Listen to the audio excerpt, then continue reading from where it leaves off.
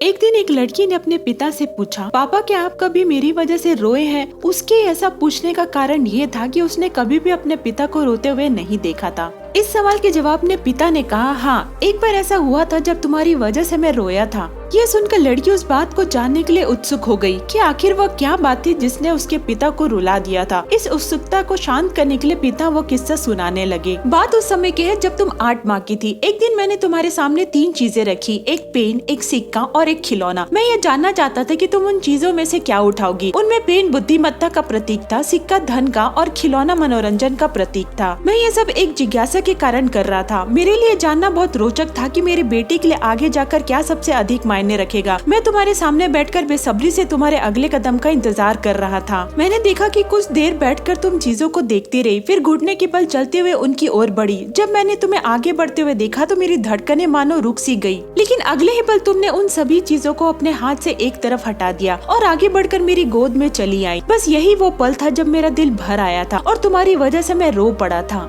ये किस्सा सुनकर लड़की की आंखों में आंसू आ गए।